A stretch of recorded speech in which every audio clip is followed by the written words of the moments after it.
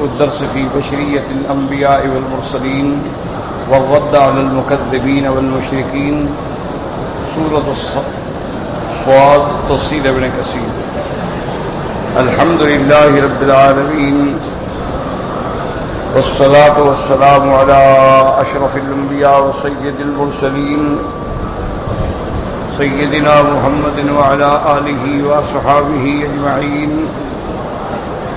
اللهم صل على سيدنا محمد وعلى آل سيدنا محمد كما صليت على إبراهيم وعلى آل إبراهيم في العالمين إنك حميد مجيد.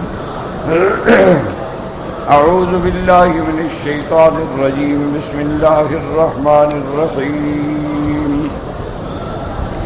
وعجبوا أن جاءهم منذر منهم وقال الكافرون هذا ساحر كذاب أجعل الآلهة إلها واحدا إن هذا لشيء عجاب.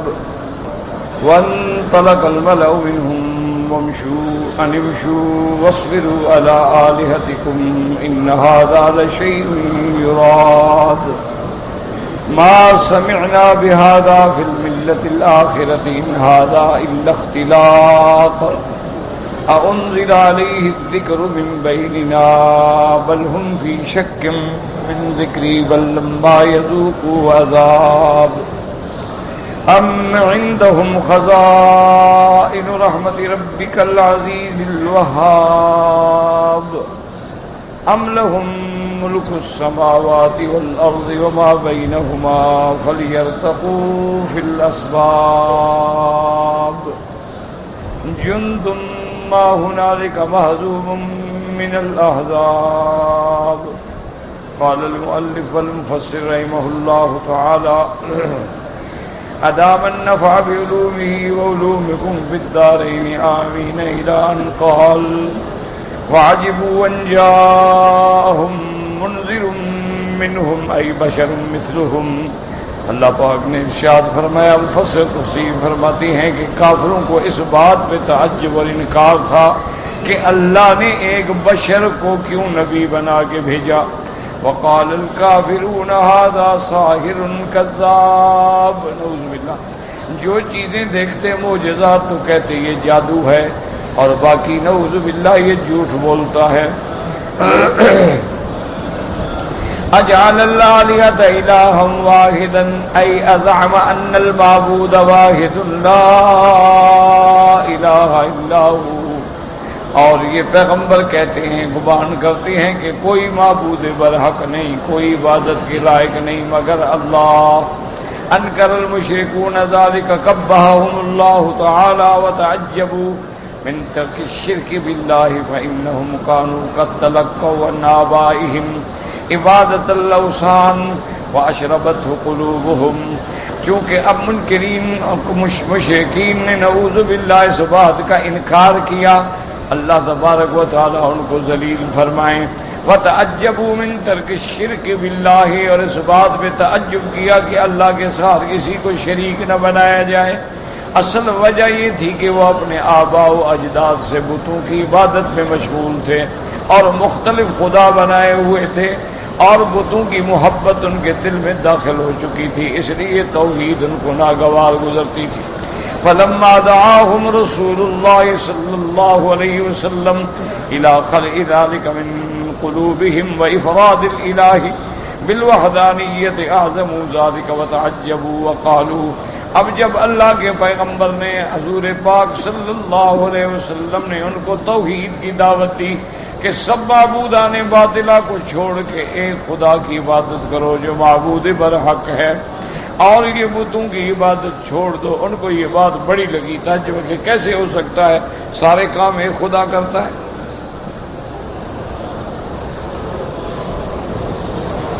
وقالوا اجعل الآلهة إلها واحدا ان هذا لشيء عجاب. یہ بڑی عجیب بات ہے کہ ساری کائنات کے کام ایک خدا کے ذمہ. وانطلق الملأ منهم، ان کے جو سردار تھے وہ چل پڑے. وهم سادتهم وقادتهم ورؤساؤهم وقبراؤهم الملأ، کئی جگہ قرآن میں نام آیا، یہ لفظ آیا ہے، ملأ کہتے ہیں سردار کو۔ ملأ کا معنی یعنی تملأ قلوب الناس، کے لوگوں کے دل ان کی دہشت سے، رعب سے، لباس سے بھر جاتے تھے، اس لیے ان کو کہتے ہیں ملأ۔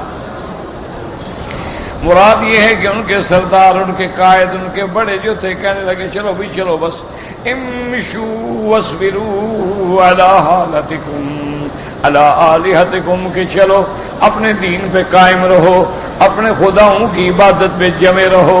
ولا تستجیبوا لما يدعوكم الیہ محمد صلی اللہ علیہ وسلم من التوحید، اور اللہ کے نبی حضرت محمد مصطفیٰ جو توحید کی دعوت دیتے ہیں، ان کی بات ہرگز نہ سنیں۔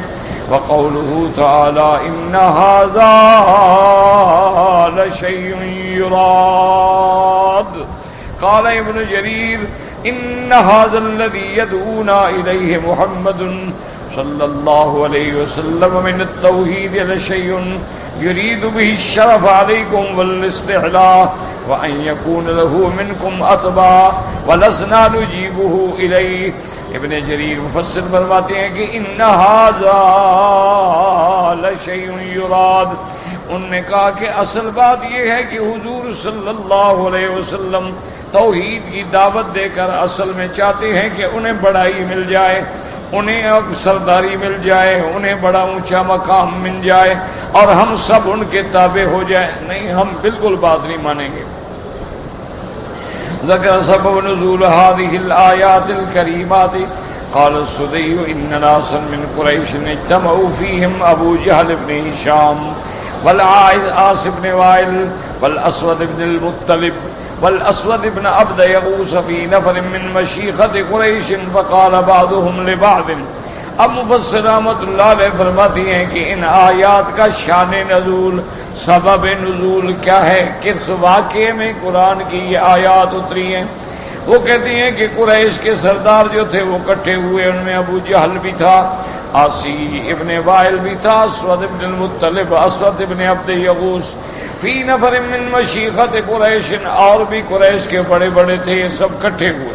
فقال بعضهم لبعض انطلقوا بنا الى ابی طالب فلنكلمه فيه فلينصفنا منه فليكف عن شتم آلهتنا وندعه وإلهه الذي يعبد فإنا نخاف أن يموت هذا الشيخ فيكون منا إليه شيء فتؤيرنا به الأرض يقولون تركوه حتى إذا مات عنه تناولوه۔ اب کافروں نے آپس میں مشورہ کیا کہ چلو سب اکٹھے ہو کے چلتے ہیں ابی طالب کے پاس، اور ابی طالب کو جا کے کہتی ہیں کہ وہ اپنے بھتیجے کو بتلائیں کہ ہمارے خداؤں کو گالیاں نہ دیں، ہمارے خداؤں کی برائی نہ کریں، اپنے خدا کی عبادت کرتے رہیں، ہم ان کا تعرض نہیں کریں گے۔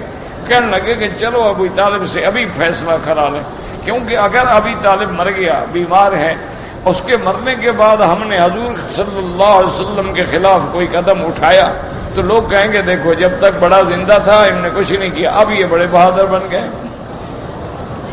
فبعثوا رجلا منهم يقال له المطلب فاستأذنهم على أبي طالب فقال هؤلاء مشيخة قومك وسراتهم۔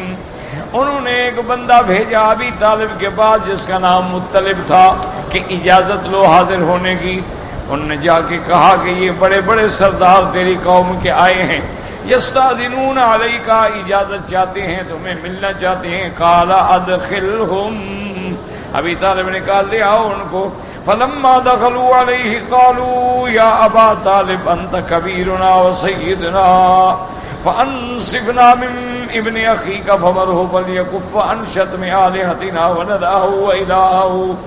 آ کے کہنے لگے کہ ابی طالب تم ہمارے بڑے ہو، تم ہمارے سردار ہو، مہربانی کر کے انصاف کا فیصلہ کرو، اپنے بھائی کے بیٹے سے کہہ دو کہ ہمارے خداؤں کی برائی نہ کریں، ہمارے خداؤں کو گالیاں نہ دیں، وہ جانے اور ان کا خدا جانے، اس کی عبادت کرتے رہیں۔ قال بابا سیدی ابو طالب نے بندہ بھیجا کہ حضور صلی اللہ علیہ وسلم کو بلا کے لے آئیں۔ فلما دخل علیہ رسول اللہ صلی اللہ علیہ وسلم وقال یا ابن اخی هؤلاء مشیخۃ قومک وسراتهم وقد سألوك ان تكف عن شتم آلهتهم ويدعوك وإلهك آپ جب تشریف لے آئے تو ابی طالب نے کہا کہ محمد مصطفیٰ صلی اللہ علیہ وسلم، اے میرے بھائی کے بیٹے، میرے بھتیجے، دیکھو تیری قوم کے سب سردار آئے ہیں اور یہ مطالبہ کرتے ہیں کہ تم ان کے خداؤں کو گالیاں نہ دو، ان کو برا نہ کہو، تم جانو تمہارا خدا جانے۔ حضور پاک نے جب سن لیا تو حضور نے فرمایا کہ یا امی افلا ادعوهم الى ما هو خير لهم قال واذا ما تدعوهم قال ادعوهم من يتكلموا بكلمة تدين لهم بها العرب ويملكون بها العجم۔ حضور پاک نے فرمایا کہ اے میرے چچا، کیا میں ان کو اس چیز کی دعوت نہ دوں جو بہتر ہے، جو خیر ہے ان کے اس شرک سے؟ اور آپ نے کہا کہ اچھا تو پھر وہ کیا بات ہے، کس چیز کی دعوت دینا چاہتے ہو؟ حضور نے فرمایا ادعوهم من يتكلموا بكلمة، میں ان کو دعوت دیتا ہوں صرف ایک کلمے کی، اگر اس پر یہ ایمان لے آئیں تو سارا عرب ان کے تابع ہوگا اور اس کے بعد عجم پر بھی ان کی سرداری ہوگی۔ فقال ابو جہل لعنہ اللہ من بین القوم ما ہی وابی کا نوتین کہا واشن امثالہا۔ ابی جہل لعنت اللہ بول پڑا، کہنے لگا محمد مصطفیٰ صلی اللہ علیہ وسلم، اگر کوئی ایسا کلمہ ہے جس سے ہمیں عرب کی سرداری اور عجم کی سرداری ملتی ہے تو خدا کی قسم آپ بتائیں، ہم تو ایسے 10 کلمے پڑھنے کے لیے تیار ہیں۔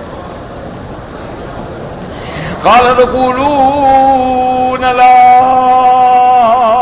الہ الا اللہ، حضور نے فرمایا صرف یہ کلمہ توحید ہے، اقرار کرو کہ کوئی معبود برحق نہیں مگر اللہ، محمد الرسول اللہ۔ یاد رکھیں ایک جز کا ذکر ہوتا ہے، دوسرا جز چونکہ خود بخود معلوم ہے، جیسے حدیثوں میں آتا ہے من قال لا الہ الا اللہ دخل الجنہ۔ اب یہ نہیں ساری زندگی لا الہ الا اللہ پڑھتا رہے، اگر حضور پر ایمان نہ ہو تو جنت تو نہیں ملے گی، لیکن ایک جز کا ذکر کرنے کے بعد دوسری جز جو ہے خود بخود معلوم ہوتی ہے، اس لیے اختصار ہوتا ہے۔ حضور نے فرمایا یہ کلمہ شہادت پڑھ لیں اور اسی سے یاد رکھو کہ پوری دنیا کی سرداری ملنے کا حل یہ ہے کہ بندہ خالص توحید پہ آ جائے، اللہ کی وحدانیت کا اقرار کرے، اللہ تبارک و تعالیٰ پہ توکل کرے، جیسے کہ میرے آقا نے رحمت دو عالم سیدنا محمد مصطفیٰ صلی اللہ علیہ وسلم نے بڑا مختصر، بڑا جامع، بڑا معنی امت کو سبق پڑھایا۔ 3 چیزیں بتائی ہیں حضور نے، اگر انسان ان پہ جم جائے تو سارے مسئلے حل ہو جائے، سارے جھگڑے ختم ہو جائے۔ حضور نے فرمایا اذا سألت فاسأل من اللہ، جب تم کو کچھ مانگنا ہو تو اللہ سے مانگو، کہ صرف ایک ذات ہے جس سے مانگا جا سکتا ہے، اس کے علاوہ اس کے غیر سے مانگنا شرک ہے۔ فرمایا اذا سألت فاسأل من اللہ وَإِذَا اسْتَعَنْتَ فَاسْتَعِنْ بِاللَّهِ، اور جب تمہیں مدد کی ضرورت ہو تو اللہ سے مدد پکڑو، اللہ سے مدد چاہو، اللہ مدد کرنے والے۔ وَإِذَا تَوَكَّلْتَ فَتَوَكَّلْ عَلَى اللَّهِ، اور جب بھروسہ کرنا ہو، اعتماد کرنا ہو تو اللہ پہ توکل کرو، کیوں؟ وہی ذات ہے جو ہمیشہ ہے، جو اول ہے، جو آخر ہے، جو ظاہر ہے، جو باطن ہے، جو حی ہے یا قیوم ہے۔ اگر بندوں پر توکل کرو گے، آج ہے کل مر گیا، پھر کیا کرو گے؟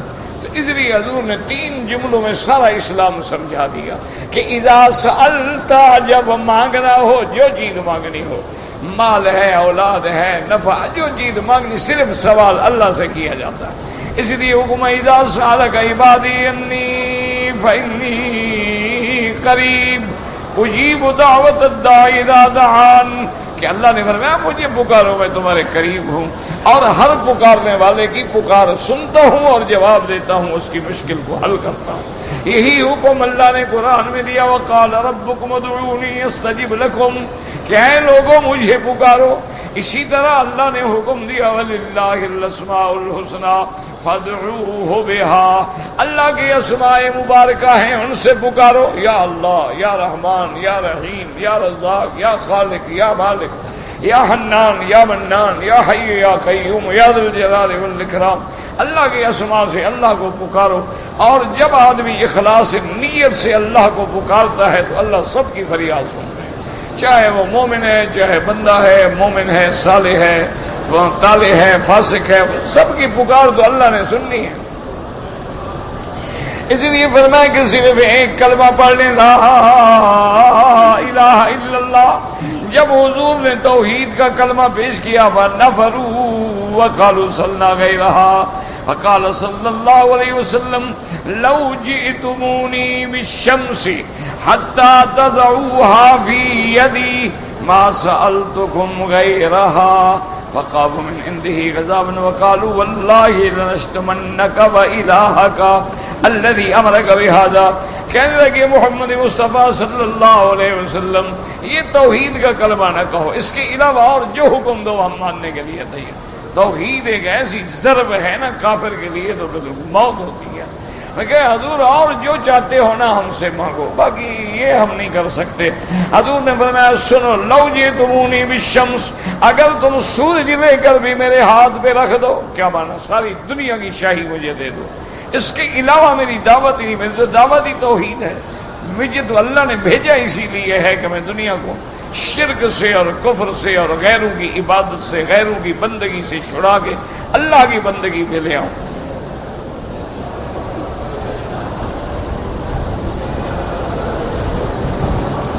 کہنے لگے اچھا اگر ایسی بات ہے تو پھر ہم آپ کی مخالفت کریں گے اور آپ کو ہم بھی گالیاں دیں گے اور آپ کے خدا کو بھی نعوذ باللہ ہم برا بھلا کہیں.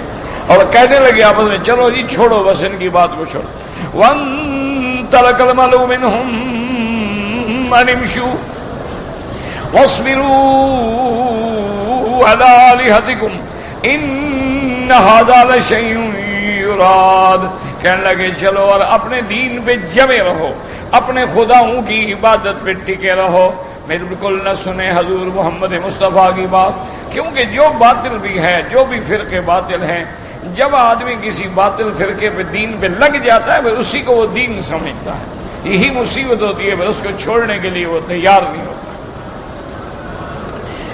اس کے بعد جناب فرماتی ہیں وَرَوَاهُ ابن جریر ابن ابی حاتم وابن جریر وزاد فلما خرجوا دعا رسول اللہ امه الى قوله لا الہ الا اللہ فابا وقال بل على دین الاشیاخ انک لا تهدی من احببت. اب حضور صلی اللہ علیہ وسلم نے اپنے چاچے کو بھی دعوت دی کہ میرے چاچا آپ بھی کلمہ پڑھ لیں لا الہ الا اللہ قل کلمۃ احاج بها عند اللہ. ایک دفعہ کلمہ پڑھ لو تاکہ میں اللہ کے آگے تیری بخشش کے لیے جھگڑے کرنے والا بن سکوں. ایک ہی دفعہ کلمہ لیکن وہ کہنے لگا ابھی طالب کے نہیں بل علی ملت الاشیاخ، میں اپنے باپ دادے کے دین پہ ہوں، میں تیرا دین قبول نہیں کرتا. تو حضور صلی اللہ علیہ وسلم کی دعوت توحید کا انکار کر دیا ابی طالب نے، اور اسی طرح علی ملت عبد المطلب جو ہے اس کو موت آ گئی. حضور بڑے غمگین ہوئے، حضور بڑے اداس ہوئے کہ میرا چاچا ہے اور پھر محسن ہے اور ساری زندگی اس نے میرے ساتھ دیا ہے، محبت کی ہے اور میرے لیے جان قربان کی ہے، میرے لیے قریش سے ٹکر لی ہے، لیکن افسوس کہ وہ کفر میں مر گیا. تو اس لیے یاد رکھیں کہ صرف محبت کام نہیں آتی جب تک توحید نہ ہو. اگر محبت چھڑا سکتی تو ابو طالب ضرور جنت میں چلے جاتا، کیونکہ اس سے بڑی محبت تو کسی کو تھی نہیں.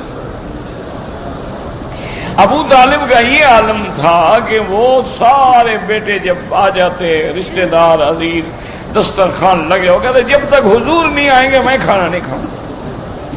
اتنی محبت تھی اس کو محمد مصطفیٰ سے. اور آپ کتابیں دیکھیں، تاریخ دیکھیں، احوال دیکھیں کہ ابی طالب مجبور کرتے تھے کہ حضور بچپن میں میرے ساتھ بستر پہ سوئیں. اتنی محبت ہے حضور صلی اللہ علیہ وسلم سے. لیکن محبت کس کام آئی؟ جب عقیدہ نہیں تھا تو محبت کسی کام نہیں. اس لیے ہمیشہ یاد رکھیں کہ آدمی محبت سے نہیں چھوٹ سکتا ہے کہ بس وہ جلوس نکال لے اور جھنڈیاں لگا لے اور محبت کے دعوے کرے اور انگوٹھے چوم لے، اس سے کچھ نہیں. اصل عقیدہ ہے، جب تک عقیدہ نہیں ہوگا تو کچھ بھی نہیں ہوگا. عقیدہ توحید جو ہے وہ اساس ہے، اس کے بعد محبت نفع دیتی ہے. جب تک عقیدہ نہ ہو، ایمان نہ ہو، لاکھ محبت ہو، لاکھ ادب ہو، لاکھ تعظیم ہو، اس کا کوئی ڈھیلے کے لیے بھی فائدہ نہیں ہوتا. اس لیے حضور اداس ہو کے نکلے. اللہ نے فرمایا انک لا تہدی من احببت ولکن اللہ یہدی من یشاء. اللہ نے قرآن اتارا میرا مدنی آپ کیوں غمگین ہوتے ہیں؟ آپ کے ہاتھ میں تو ہدایت نہیں ہے کہ آپ جس کو چاہیں ہدایت دے دیں. ہدایت میرے ہاتھ میں ہے، میں جس کو چاہوں ہدایت دوں. یہ نہیں ہے کہ جس کو آپ محبوب رکھیں اس کو ہدایت مل جائے گی. ہدایت اللہ کے ہاتھ میں ہے. وہ چاہے تو باپ نبی ہے، بیٹا کافر ہے. نوح علیہ السلام نبی ہے، بیٹا کافر ہے. نوح علیہ السلام نبی ہے، بیوی کافر ہے. لوط علیہ السلام نبی ہے، بیوی کافر ہے. ابراہیم علیہ السلام ابو الانبیاء ہے، صرف نبی نہیں انبیاء کا باپ ہے، باپ کافر ہے. اور فرعون خدائی کا دعوے دار ہے، بیوی مسلمان ہے. یہ اللہ کے ہاتھ میں ہے جدھر دلوں کو پھیر. اس لیے حضور دعا فرماتی تھی یا مصرف القلوب یا مقلب القلوب والابصار ثبت قلبی علی دینک. اے دلوں کے پھیرنے والے ہمارے دلوں کو دین پہ ثابت رکھ، ہمارے دلوں کو صحیح عقیدے پہ جما دے. فرمایا القلوب بین اصابع الرحمن یقلبها کیف یشاء ویصرفها کیف یشاء. حضور نے فرمایا دل جو ہیں وہ اللہ تبارک و تعالیٰ کی انگلیوں میں ہیں، جیسے اس کی شان کو زیبا ہے. جدھر چاہے پھیر دیں، چاہے ہدایت دے دیں، چاہے گمراہ کر دیں. اس لیے فرمایا من یہدہ اللہ فلا مضل لہ ومن یضللہ فلا ہادی لہ. اور جس کو اللہ ہدایت دے اس کو کوئی گمراہ نہیں کر سکتا، اور جس کو اللہ گمراہ کر دے کوئی ہدایت نہیں دے سکتا. تو انبیاء علماء کے ذمہ ہوتا ہے کہ دعوت دیتے رہیں، راستہ بتلاتے رہیں، راستہ دکھاتے رہیں، لیکن اس میں چلانا جو ہے یہ تو اللہ کے ہاتھ.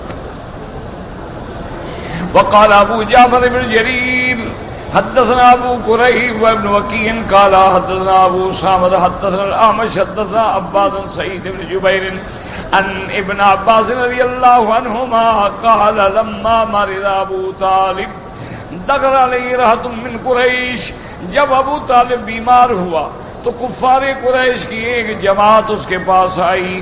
فیہم ابو جہل فقالوا ان ابن اخیک یشتم آلہتنا ویفعل ویفعل ویقول.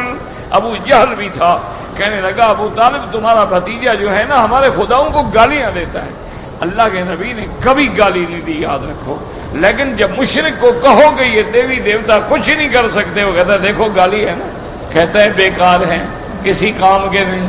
دیکھو جی یہ سنتے نہیں تو مقصد ہے کہ بہرے ہیں، اور دیکھو جی یہ دیکھتے نہیں ہیں مطلب ہے کہ دیکھو کہہ رہے اندھے ہیں نا جی.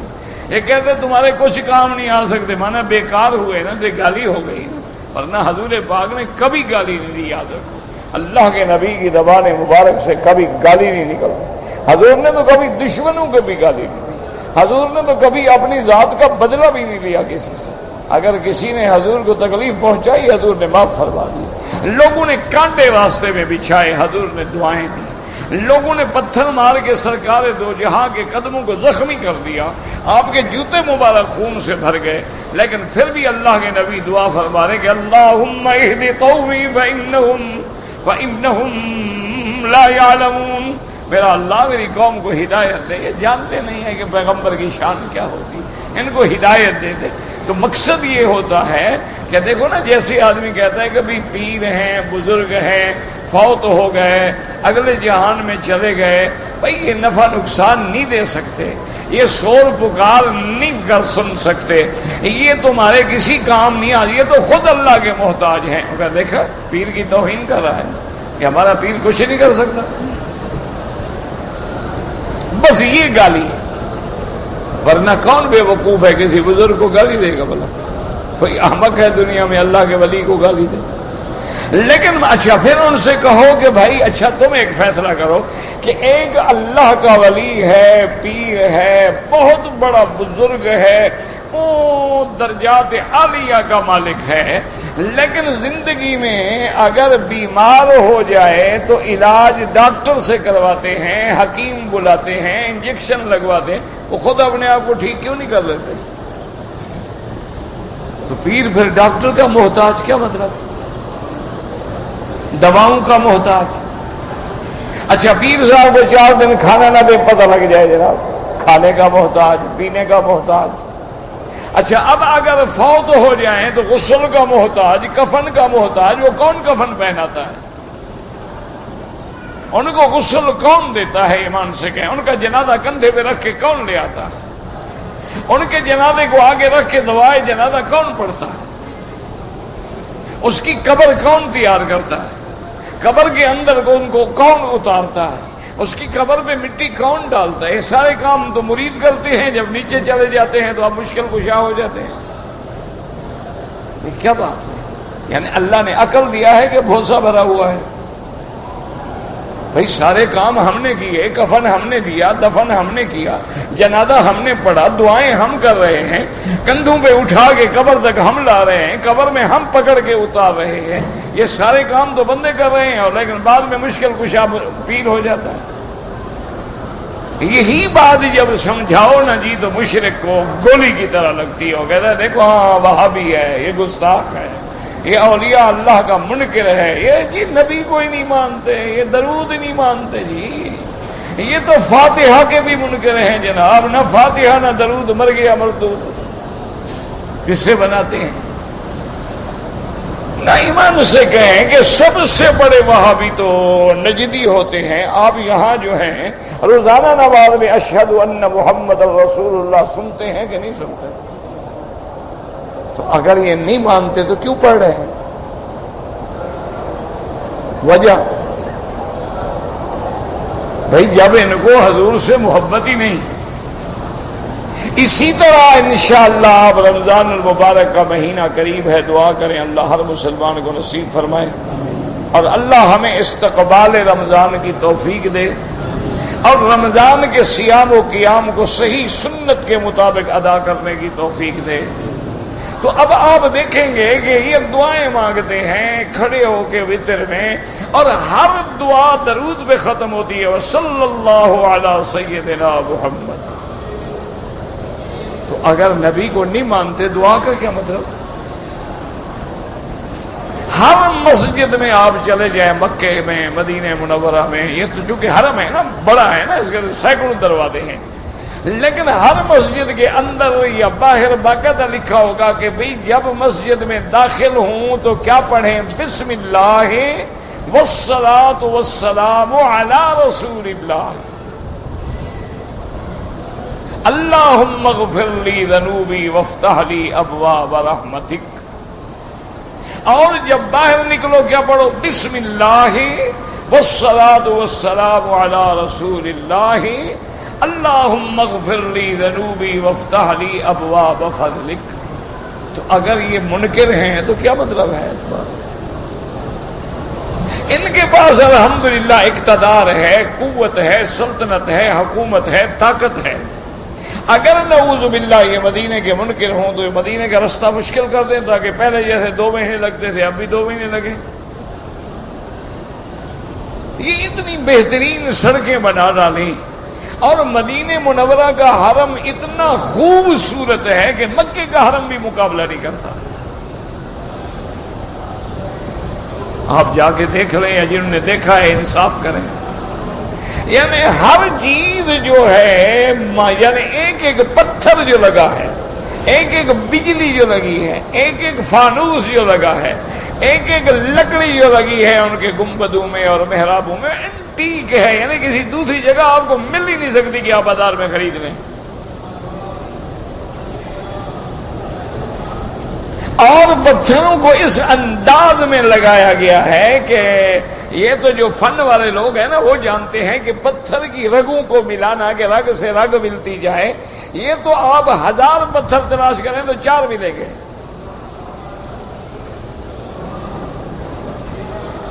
اتنا خوبصورت حرم۔ اچھا مکہ میں ایک حصے میں ایئر کنڈیشن ہے لیکن باقی میں نہیں ہے۔ اللہ کے نبی کے سارا حرم سینٹرل ایئر کنڈیشن ہے۔ اچھا مکہ شریف میں گاڑی کھڑی کرنے کے لیے بڑا پرابلم ہے، اسی لیے اب یہ حرم کی توسیع ہو رہی ہے نا الحمدللہ۔ اور مدینہ منورہ میں اگر اذان بھی ہو جائے آپ نیچے آئیں، گاڑی پارک کریں اور ماشاءاللہ تکبیر اولیٰ میں شامل، نماز میں شامل ہوں۔ اور 1 گھنٹے میں صرف 1 ریال، یعنی اگر ایک آدمی آتا ہے مغرب کو وہ تراویح پڑھ کے بھی جائے کتنا دے دے گا؟ 3 ریال۔ گاڑی محفوظ ہے۔ اچھا جہاں پارکنگ ہے وہاں حمام ہے، وضو کریں، غسل کریں، تیار ہو کے اوپر آ جائیں۔ ان لوگوں کو محبت نہیں ہے. تم نے کبھی ماشاءاللہ 1.5 اینٹ کی مسجد بھی نہیں بنائی، تم عاشق رسول ہو. اس کا کیا علاج ہے؟ یعنی جن لوگوں نے اچھا جہاں جہاں میرے نبی پاک گئے، حضور جیرانہ میں گئے، دیکھیں جا کے جیرانہ میں کیسی مسجد بنی ہے. سرکار دو عالم قباء میں گئے، جا کے دیکھیں کہ قباء کی مسجد کیسے بنی ہے. یعنی انہوں نے کوشش کی ہے کہ جو پتھر لگایا جائے اس کا رنگ ایسا ہو معلوم ہو کہ 400 سال 1400 سال پرانی ہے، حالانکہ وہ تو ابھی بنائی گئی ہے. حضور پاک نے ذل حلیفہ سے، بیر علی سے، میقات جہاں ہے احرام پر ہے، وہاں جا کے مسجد دیکھو.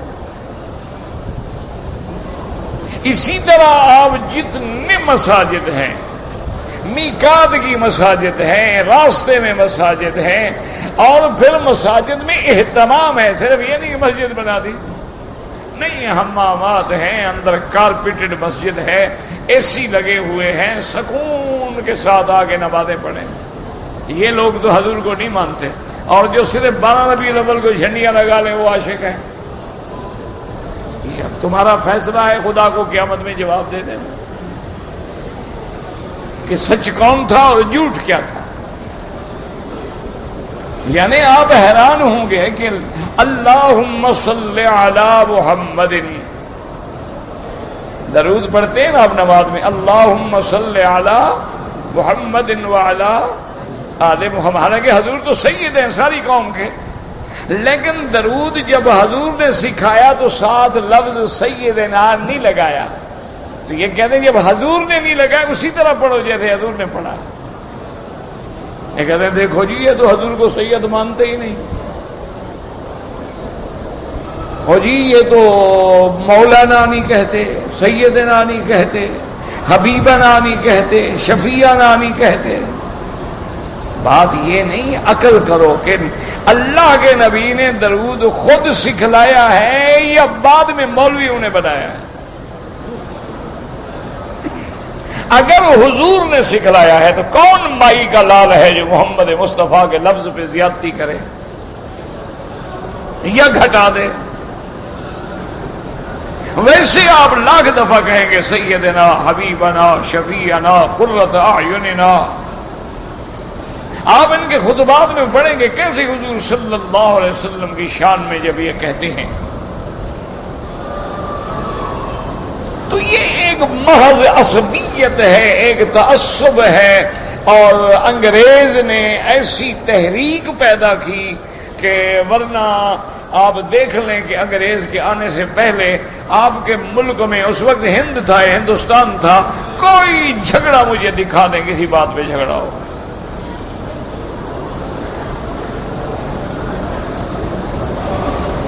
آپ تاریخ اٹھا کے دیکھ لیں، انگریز کے آنے سے پہلے مجھے بتلائیں کہ کبھی 11ویں پہ جھگڑا ہوا ہو، کبھی میلاد پہ جھگڑا ہوا ہو، کبھی معراج پہ جھگڑا ہوا ہو، کبھی آمین زور سے اریستہ کہنے پہ جھگڑا ہوا ہو. سارے فتنے انہوں نے آ کے پیدا کیے، ہر قسم کے آدمی کو خرید کیا اور مسلمانوں کو مسلمانوں سے لڑا دیا. ورنہ ایک اصولی بات ہے کہ اصول دین سب ائمہ کے نزدیک ایک ہے، یاد رکھو. اب عشاء کی 4 رکعتیں ہیں، حنفی بھی 4، شافعی، مالکی، حنبلی، اہل حدیث سب 4 رکعت پڑھیں. کوئی ہے جو کہے کہ 5 رکعتیں؟ فجر کی نماز میں 2 رکعت ہیں، تمام مذہب کے لوگ، تمام مسلک کے لوگ 2 پڑھیں گے، کبھی 3 نہیں ہو سکتی. ہاں جس مسئلے میں 2 حدیثیں آ گئیں، جہر بھی آ گیا، آہستہ بھی آ گیا، رفع یدین بھی آ گیا، نہ کرنا بھی آ گیا، بعض ائمہ نے اس حدیث کو لے لیا، بعض نے اس کو لے لیا، تو کوئی جھگڑے کا مسئلہ ہی نہیں ہے. یہ تو کوئی لڑائی والے مسئلے ہی نہیں ہیں. اصول دین میں، عقائد میں، یا وہ بات جو حدیث محمد مصطفیٰ سے بالکل دلالت النص سے ثابت ہے، اس میں کوئی اختلاف نہیں. میرا بھائی اجتہاد وہاں ہوتا ہے کہ ایک مجتہد یمن میں ہے، ایک کوفے میں بیٹھا، ایک کو حدیث ملی، ایک کو حدیث نہیں ملی.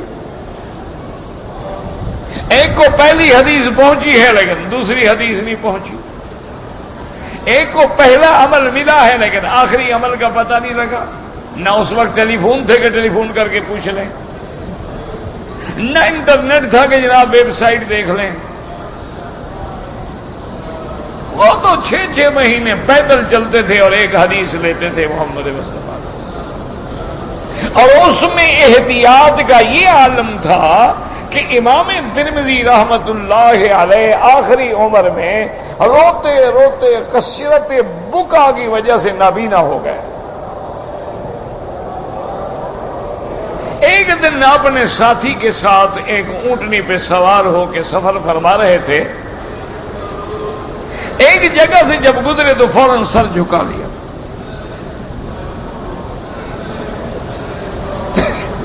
تو جو سوار بیٹھا تھا اس نے کہا حضرت آپ نے خیریت تو ہے کیوں سر جھکا ہے؟ فرمایا اتنا عرصہ قبل میں اسی جگہ سے گزرا تھا سواری پہ، یہاں ایک درخت ہوتا تھا بیری کا، تو میری پگڑی اٹک گئی تھی اور پگڑی میری گر گئی تھی، میں نے اسی ڈر سے سر نہیں، اس نے کہا جی یہاں تو کوئی درخت نہیں، حضرت یہاں تو کوئی درخت ہے ہی نہیں، انہوں نے کہا پھر اونٹنی روک دو۔ کیا بات؟ انہوں نے کہا اب قریب کوئی بستی نظر آ رہی ہے؟ انہوں نے کہا جاؤ کوئی بوڑھا آدمی ڈھونڈ کے لے آؤ، اگر یہاں درخت نہیں ہے اور میرے دماغ میں درخت ہے تو اس کا مطلب ہے میرا حافظہ جواب دے کہ آج کے بعد میں حضور کی حدیث بیان نہیں کروں گا، کہ میں غلطی کر جاؤں حضور کی حدیث کے بارے میں۔ بزرگوں کو بلایا گیا، بوڑھے بوڑھے لوگوں نے کہا جی ہاں یہاں درخت تھا، سڑک بنائی ہے تو ہم نے کاٹ دیا اس درخت کو، آپ ٹھیک کہتے ہیں یہاں درخت تھا۔ انہوں نے کہا الحمدللہ اللہ تیرا شکر ہے کہ تم نے میرے حافظے کو محفوظ رکھا حضور کی حدیث کے لیے۔ وہاں تو اتنی احتیاط تھی کہ مجال ہے کہ ایک لفظ بھی آگے بڑھ جائے، اسی کو ہم نے بغض بنا دیا ہے۔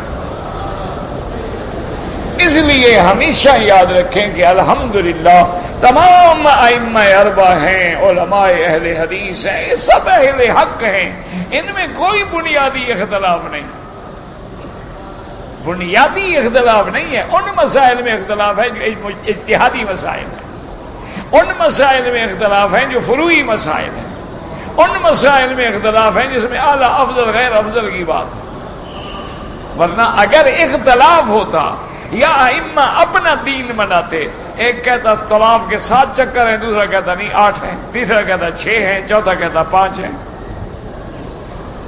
1400 سال گزر گئے، طواف کے 7 چکر ہیں، صفا مروہ کے 7 چکر ہیں، کسی امام نے کہا ہے کہ تم مروہ سے شروع کرو؟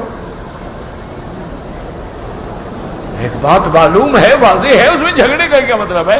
اللہ نے قرآن میں کہہ دیا کہ ان الصفا والمروہ من شعائر اللہ، اللہ کے نبی نے صفا سے ابتدا کی اور مروہ پہ انتہا کی۔ کوئی امام آج تک کہتا ہے کہ آپ جناب 9 کو عرفات نہ جائیں، 9 ذی الحج کو، بلکہ 8 کو جائیں؟ کیوں؟ ایک واضح بات ہے، حضور 9 کو گئے، بات ختم ہو گئی۔ جب سرکار دو عالم کا فعل موجود ہے، عمل موجود ہے، کون میں جھگڑا کس بات کا ہے؟ وہ جو آپ کو اختلاف نظر آتا ہے نا، وہ اختلاف نہیں ہوتا، اس کے وجوہات ہوتے ہیں، اسباب ہوتے ہیں، کبھی فہم میں اختلاف ہوتا ہے، یعنی ایک بات کو سمجھنے میں اختلاف ہوتا ہے۔ جیسے کہ حضور پاک نے سارے صحابہ کو حکم دیا کہ لا صلاۃ العصر الا فی بنی قریظہ، فرمایا کہ صحابہ فوراً تیار ہو جاؤ، فوراً اپنے ہتھیار لے کر بنی قریظہ یہودیوں کا محاصرہ کر لو، اور عصر کی نماز نہیں ہوگی مگر بنی قریظہ میں ہو۔ اب جب صحابہ چلے، راستے میں عصر کا وقت ہو گیا، تو صحابہ نے کہا بھئی نماز تو پڑھ لو، نماز کا وقت ہو گیا ہے۔ انہوں نے کہا بھئی نہیں، ہم کیسے پڑھیں؟ حضور نے فرمایا عصر کی نماز نہیں ہوگی مگر بنی قریظہ میں، ہم وہاں پہنچیں گے تو پڑھیں گے نا۔ صحابہ نے کہا اللہ کے بندو، مانا یہ تھا کہ جلدی پہنچو، یہ مانا تھوڑا ہے کہ راستے میں نماز آئے تو چھوڑ دو۔ تو کچھ صحابہ نے راستے میں نماز پڑھ لی، کچھ صحابہ نے کہا بھی نہیں. حضور کے لفظ ہیں کہ لا صلاۃ الا فی بنی قریظہ، بنی قریظہ میں پڑھا، ہم تو وہیں پڑھیں گے. کچھ صحابہ نے وہاں پڑھی، قصہ ختم ہوا، حضور کے سامنے دونوں آئے، یا رسول اللہ ہمارا تو اختلاف ہو گیا. انہوں نے فرمایا کیا؟ انہوں نے کہا انہوں نے راستے میں نماز پڑھ لی. انہوں نے کہا کہ نماز کا وقت ہے اور حضور کے فرمان کا مقصد ہے کہ جلدی پہنچو. ہم نے آپ نے فرمایا کلاکما علی الحق، تم دونوں حق پہ ہو، کوئی مسئلہ ہی نہیں. تم نے بھی ٹھیک ہے، تم بھی سچے ہو، تم بھی سچے ہو، کوئی مسئلہ نہیں، کوئی جگہ. اب بظاہر آپ کو نظر آئے گا کہ اختلاف ہو گیا جی. تو اس لیے ہمیشہ آپ کو یہ باتیں جو ہے نا وہ باعث اختلاف نظر آتی ہے. اختلاف نہیں ہوتا، ایک سوچ ہے، فہم ہے، لیکن دونوں کا مقصد کیا ہے؟ اتباع محمد مصطفیٰ صلی اللہ علیہ وسلم. اچھا اسی طرح نماز ہے. ایک نماز کا اول وقت ہے کہ جب فجر ہو، صبح صادق ہو جائے، فجر طلوع ہو جائے، اب اذان کہہ دو اور نماز اندھیرے میں پڑھ لو. بالکل صحیح ہے، حدیث ہے، یہ اول وقت ہے. ایک حدیث میں آتا ہے کہ فجر کی نماز روشنی کر کے پڑھو، اسفروا بالفجر، کہ روشنی ہو جائے، سورج نکلنے سے پہلے پہلے پڑھ لو.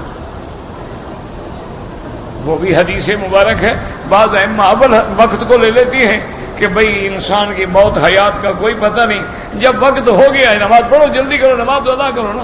اور بعض ائمہ فرماتے ہیں یار جب دیر کرنے کی حدیث موجود ہے تو جو سوئے ہوئے ہیں ان کو بھی جاگنے دو، آنے دو ذرا مسجد میں، مجمع زیادہ ہو جائے. دونوں حدیث پہ عمل کر رہے ہیں، جھگڑا کی بات کیا ہے؟ یہ جھگڑے ہمارے ذہن میں ہوتے ہیں، ہمارے دلوں میں ہوتے ہیں، ہم آگے مولویوں کو لڑاتے ہیں. اب دیکھیں نا، ایک آدمی آگے کہے جی ایک بندہ مر گیا، ایک بیوی، دو بیٹے، ایک لڑکی چھوڑ گیا، تو مولوی تو اسی طرح فتویٰ دے گا نا. دوسرا وہ کہنا نہیں نہیں حضرت اس نے جھوٹ بولا ہے، بندہ مر گیا، بیویاں دو چھوڑ گیا، ایک تو ساتھ ہے، ایک کو مدت ہوئی گھر بیٹھی ہوئی ہے، اور جناب اس کی 4 لڑکیاں ہیں، 2 اس بیوی سے ہیں، 2 پہلی والی سے ہیں، وہ پہلی کے پاس ہیں، ان کو تو آنے نہیں دیتا گھر میں. تو اب وہ فتویٰ اس طرح لکھے گا. آپ کہیں دیکھو جی مولوی اختلاف کریں، لڑا رہے ہیں ہم، ایک مولوی کچھ کہتا ہے، ایک مولوی کچھ کہتا ہے. لڑا تو تم رہے ہو. مولوی کیوں لڑائے گا؟ جو عالم ہے وہ کیوں لڑائے گا؟ وہ تو اتحاد کی دعوت دے گا، اتفاق کی دعوت دے گا، وہ تو ملائے گا، وہ توڑے گا تو نہیں. اس لیے ہمیشہ یاد رکھیں، اللہ تعالیٰ سے دعا کیا کریں کہ اللہ ہمیں ہدایت پہ قائم رکھے اور صراط مستقیم پہ قائم رکھے، اور حضور کی امت کو ہر قسم کے جھگڑوں سے بچا لے.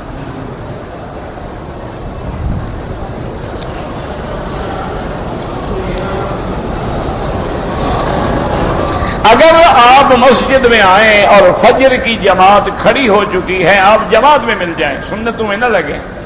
نماز پڑھنے کے بعد 2 رکعت سنت فوراً پڑھنے تو جائز ہے، سورج نکلنے کے بعد پڑھیں تو جائز ہے. یہ جو ہمارے لوگ پڑھتے ہیں نا جی، اللہ تبارک و تعالی ہدایت دے،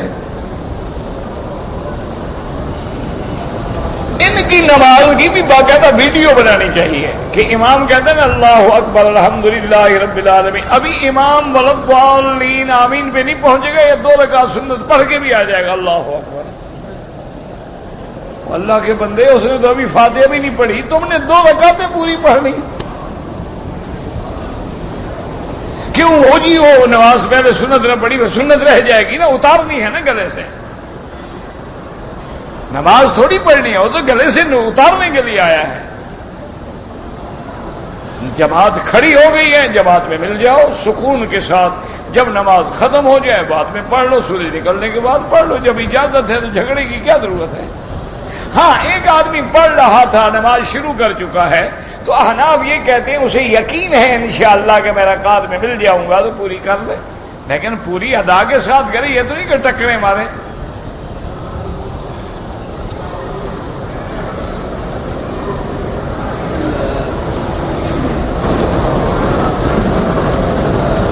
کہتے جی کہ آپ تو خود فرمایا ہجرت کے وقت مدینے والوں ابو بکر اور رسول پاک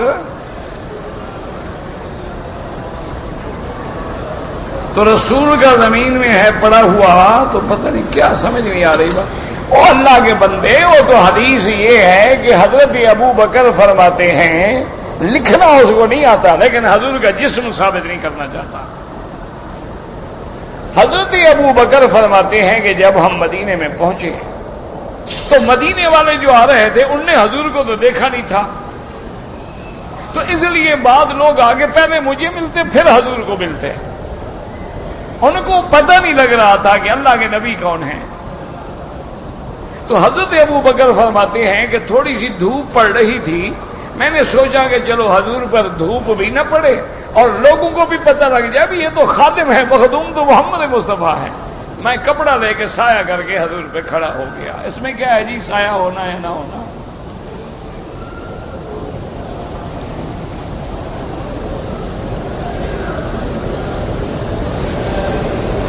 اگر ایک آدمی نے انڈیا ایئرپورٹ سے احرام باندھا ہے، جدے میں آنے کے بعد لیٹرین میں گیا، دونوں چادریں کھول کے لٹکا دی کہ پلید نہ ہوں، کوئی حرج نہیں. کیا ہو گیا؟ کوئی چادریں کھولنے سے عمرہ بھاگ جاتا ہے؟ یہ کس نے کہا ہے آپ کو؟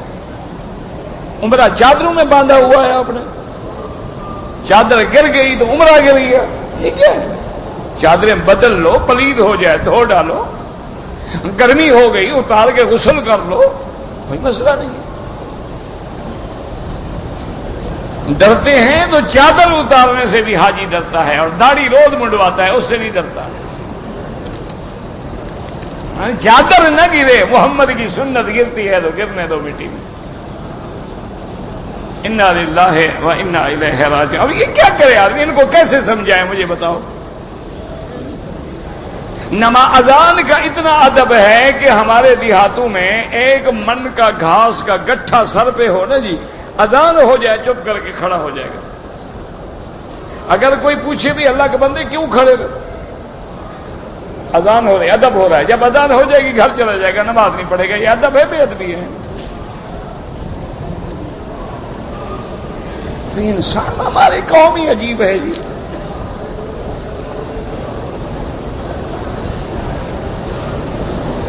مگر آپ نے ایک عمرہ تو کر لیا ہے، اب افضل یہ ہے کہ جتنے دن مکے میں رہیں طواف زیادہ کریں. لیکن عمرہ کرنا چاہیں تو لازماً حرم سے باہر جانا ہوگا. مسجد عائشہ جائیں یا جعرانہ جائیں، عرفات جائیں، جہاں بھی جائیں وہاں سے احرام باندھ کے آنا ہوگا.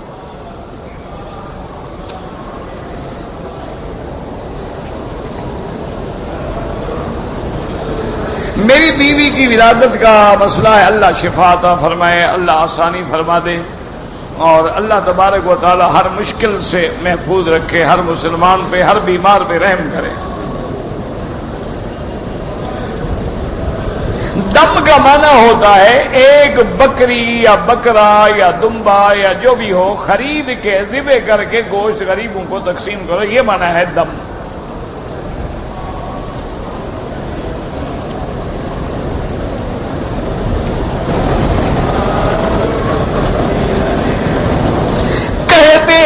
کہ حضور کا سایہ نہیں تھا. کون کہتے ہیں؟ یہ بھی کوئی مسئلہ ہے کہ کہتے ہیں. جیسے ہماری بات برادری کی عادت، وہ کہتے ہیں کہ راوی فرماتا ہے. راوی کون ہے؟ بھی دریا راوی سے نکلا، چناب سے نکلا، کہاں سے نکلا، کون فرماتا ہے؟ اچھا ایک اور برادری وہ کہتے ہیں آواز آتی ہے.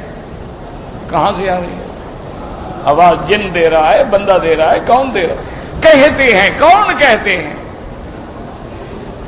اللہ کے نبی بشر ہیں، بشر کا سایہ ہے، ہر نعمت ہے. ہاں بعض اوقات معجزے میں اللہ حضور کے اوپر بادل کا سایہ فرما دیتے تھے، تو جب بادل آ گیا سایہ نظر نہ آیا. ورنہ یہ تو نہیں کہ سایہ نہیں تھا.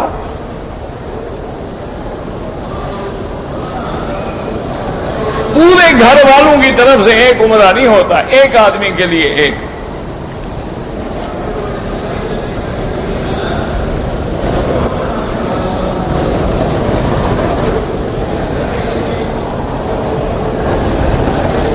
اگر آپ کار لیا، آپ کو کمپنی نے لے کے دے دیا ہے، آپ سود نہیں دیتے ہیں، ٹھیک ہے کوئی بات نہیں، کمپنی بھرے ان کا کام ہو جانے. آپ تو سود ادا نہیں کرتے نا، آپ تو رقم دے رہے ہیں.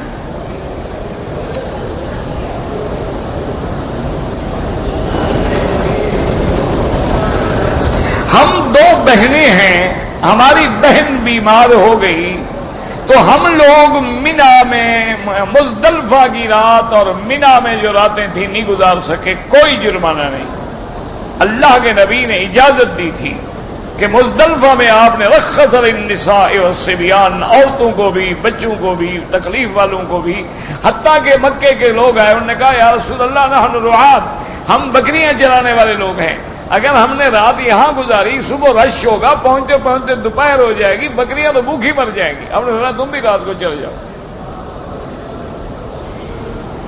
اس سے مسئلہ نکل آیا کہ ڈیوٹی والا آدمی جا سکتا ہے۔ کہتے ہیں کہ تبلیغ والے جو اللہ کے راستے میں نکلتے ہیں اور لوگوں کو بھی کہتے ہیں کہ اللہ کے دین کے لیے دین کی تبلیغ کرو، کیا بھیا نہیں یہ برا کام ہے یا اچھا ہے؟ آپ کا کیا خیال؟ چوری کے لیے نکالتے ہیں، ڈاکے کے لیے، قتل کے لیے، کس کے لیے؟ اگر دین کا کام ہے تو بالکل ٹھیک ہے، اگر آپ سے وہ نکال کے برائی کرواتے ہیں تو غلط ہے، سیدھی سی بات۔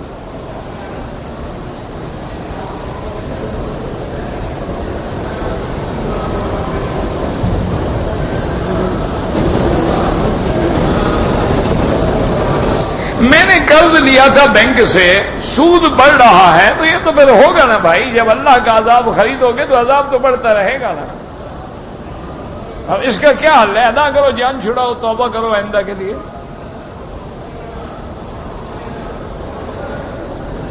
سلام جو ہے جب تک امام مکمل سلام نہ پھیر لے، سلام نہ پھیرا کرے۔ ہمارے لوگ ابھی امام کہتے ہیں السلام علیکم، یہ حجر اسود پہ بھی پہنچ جاتے ہیں، نماز برباد۔ فرق صرف اتنا ہے کہ احناف کے نزدیک السلام علیکم ورحمۃ اللہ ایک دفعہ جب مکمل ہو جائے اب تم پھیر دو، لیکن حنابلہ کہتے ہیں کہ نہیں، جب تک امام دونوں طرف سلام نہ پھیرے آپ سلام نہ۔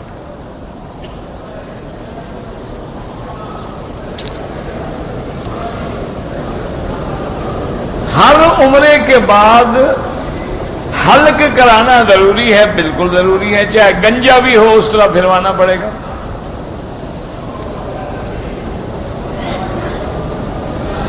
ہر عمرے کے بعد بال ہے نہیں اس طرح پھرواؤ۔ عمرے میں جب واجب چھوڑو گے تو دم آئے گا۔ عورتیں عمرے میں کپڑا ایسے ڈالیں منہ کو بھی نہ لگے، پردہ بھی قائم رہے۔ میں نے حج نہیں کیا، عمرہ کر لیا، کوئی بات نہیں، آپ کو جب اللہ توفیق دیں گے پھر حج بھی کر لینا۔ آذان سے پہلے جو درود و سلام پڑھا جاتا ہے وہ بدعت ہے، اگر سنت ہوتی تو حضرت بلال پڑھتے۔ یہ جو ہمارے یہاں ختم کرنے کے لیے آگے کھانا رکھتے ہیں یہ خالص بدعت ہے۔ کھانا نہ رکھو تو مولوی کو ختم شریف آتا ہی نہیں۔ چلو میرا کہنا مانو بھائی، میں تمہارا بھائی ہوں، میں کو مولوی شولوی تو نہیں ہوں، بزرگ بھی نہیں، نہ عالم، نہ پیر، نہ مولوی۔ میرا کہنا مانے اس دفعہ جب آپ اپنے ملک میں جائیں نا، مولوی کو بلا کے خالص رات 3 دن کی پکی ہوئی دال اور 4 دن کی لسی اور باجرے کی روٹی آگے رکھ پڑھو، ختم۔ اگر وہ پڑھے نا تمہیں اجازت ہے مجھے جتنا مرضی آئے گالیاں دینا، وہ بھی ختم تب پڑھتے ہیں بریانی شریف، حلوہ شریف، قورمہ شریف، کوفتہ شریف، ایسے تھوڑا ختم ہوتا ہے۔ حلقہ میں کوئی جائے گا تو پڑھے گا نا غریب۔ خالص بدعت ہے۔ کھانا ہمارا ہے، چابی ثواب کی مولوی کی جیب میں ہے۔ کوئی عقل ہے یار؟ اللہ نے عقل نہیں دیا؟ چاول ہم نے خرچ کیے، پیسہ ہم نے لگایا، چابی مولوی کی جیب میں ہے۔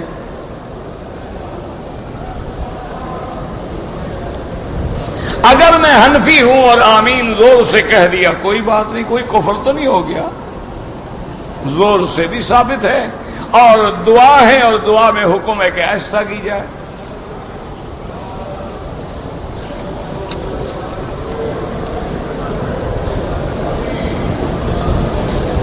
میرے بھائی نے دوسری شادی کی، میری ماں نے زبردستی 3 طلاقیں لکھوائی ہیں۔ اب میرا بھائی جو ہے وہ کہ بہرحال یہ حنفی مسلک میں تو بھائی طلاق ہو گئی، کو ماں تمہارے اوپر بندوق لے کے تھوڑی کھڑی تھی، تو گولی مار رہی تھی، کیا زبردستی ہے؟ ماں کو خوش کرنے کے لیے جھوٹ بول رہے ہو. طلاق تو طلاق ہے. سلاسن جدہن جد وحدرہن جد النکاح والطلاق والعتاق. مذاق میں کہو یا غصے میں کہو طلاق ہو جاتی. باقی آپ ایسا کریں کہ کسی دارالافتاء سے رجوع کریں، شاید کوئی رستہ نکل آئے. عقیق ہو یا کوئی پتھر ہو، نہ نفع دیتا ہے نہ نقصان. ویسے انگوٹھی پہن سکتے ہیں، کسی کا واسطے کی ضرورت نہیں. اللہ کہتے ہیں ادعونی، مجھے پکارو. اللہ کہتا ہے مجھے پکارے. کہتے ہیں اللہ میاں ٹھہرو، ہم واسطہ ڈھونڈ لیں ذرا، ہم سفارشی ڈھونڈ. کہتے ہیں مجھے پکارو، میں تمہارے قریب ہوں. اقرب الیک من حبل الورید.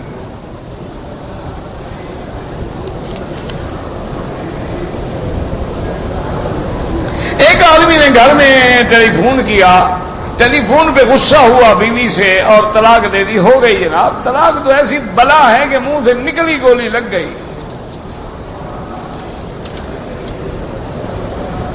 آب زمزم کتنا عرصہ رہے تو خراب نہیں ہوتا، لے کے رکھ لو، تجربہ کر لو. بہرحال مسجد عائشہ سے عمرہ کریں جائز ہے، طواف زیادہ کریں وہ افضل ہے. خانہ کعبہ کو حجر اسود کے علاوہ چومنا جائز نہیں ہے. ربنا تقبل منا انك انت السميع العليم وتب علينا انك انت التواب الرحيم. اللهم انا نسألك من الخير كله عاجله وآجله ما علمنا منه وما لم نعلم. اللهم انا نعوذ بك من الشر كله عاجله وآجله ما علمنا منه وما لم نعلم. یا اللہ عالم اسلام کو عزت کا فیصلہ عطا فرما. یا اللہ کفر کو ذلت میں شکست سے دوچار فرما. یا اللہ بیماروں کو شفا عطا فرما، بے حیاؤں کو حیا عطا فرما، بے دینوں کو دین عطا فرما، بے اولادوں کو اولاد عطا فرما. جن کی اولادیں ہیں ان کو صالح بنا، جن کے گھروں میں بچیاں ہیں ان کے رشتے آسان فرما. یا الہ العالمین ہمیں مانگنا نہیں آتا، بغیر مانگے عطا فرما. یا اللہ حضور کی امت پہ رحم فرما. یا اللہ مسلمان عرب میں ہے، عجم میں ہے، جس ملک میں ہے، جس جگہ میں ہے، اس کی جان مال آبرو عزت کی حفاظت فرما. یا اللہ عالم اسلام کی حفاظت فرما. یا اللہ اس بلد الامین کو قیامت تک ہر فتنے سے محفوظ فرما. یا اللہ پاکستان پہ رحم فرما، تمام بلاد اسلامیہ پہ رحم فرما. یا اللہ مسلمان عرب میں ہیں، عجم میں ہیں، کشمیر میں ہیں، فلسطین میں ہیں، عراق میں ہیں، ہندوستان میں ہیں، بنگلہ دیش میں ہیں، پاکستان میں ہیں، ان سب کی جان مال آبرو عزت کی حفاظت فرما. یا اللہ امن نصیب فرما. یا اللہ مسلمانوں سے مہنگائی کا عذاب رفع فرما. یا اللہ مہنگائی کا عذاب رفع فرما. یا اللہ اپنے بندوں پہ رحم فرما. یا اللہ ہمیں ہمارے گناہوں کی وجہ سے عذاب نہ دے، اپنے رحمت کے فیصلے فرما دے. اللہم لا تہلکنا بذنوبنا، اللہم لا تمنع عنا بذنوبنا فضلک. اللہم ارحم امت محمد صلی اللہ علیہ وسلم. رب اغفر وارحم وانت خیر الراحمین. سبحان ربک رب العزت عما یصفون وسلام علی المرسلین والحمد للہ رب العالمین.